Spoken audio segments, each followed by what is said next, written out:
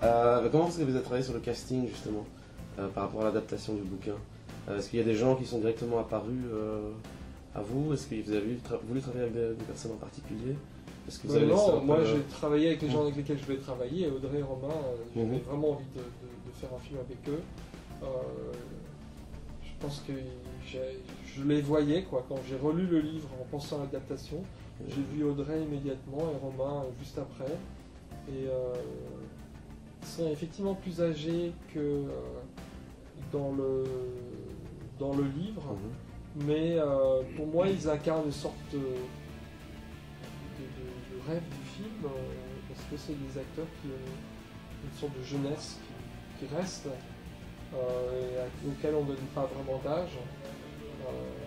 Donc ont cette énergie adolescente, même s'ils sont complètement dans l'âge adulte, qui moi m'a séduit. De toute façon, c'est des acteurs que j'adore. C'était vraiment eux que je voulais. On ne me les a pas imposés en tout cas, c'est moi qui les ai choisis. Omar Sy, moi je pense qu'il apporte une capitale de sympathie, d'humanité par rapport à Nicolas. C'est l'homme gardien de l'histoire, c'est le grand frère, et il les protège d'une certaine manière. Il est immédiatement accepté par le spectateur. Et le rôle de Nicolas aurait pu paraître un peu hautain, joué par un autre acteur. Et là, je trouvais qu'il apportait ce côté très très naturel. Et parfois, juste avec des regards, il est capable de raconter l'histoire. Quand il a vu le cadavre de Chloé, d'Alice et de Chit, avec un regard à Isis, il est capable d'exprimer que voilà, ça s'est mal terminé. Je pense qu'il est très très expressif.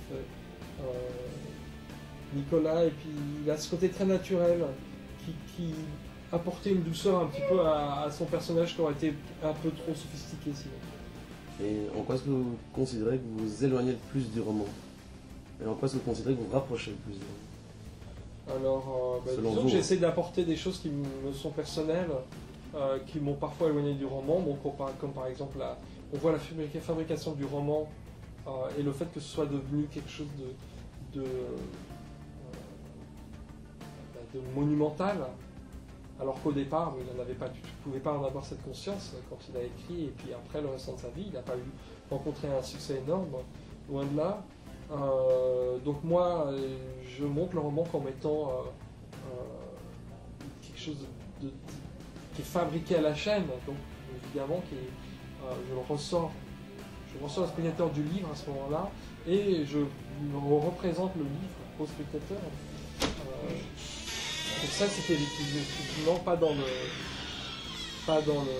le roman. Moi, je pense que certaines images sont très proches du roman et je les ai exprimées comme je les ai vues. Maintenant, je me doute bien que chaque lecteur doit avoir une image différente.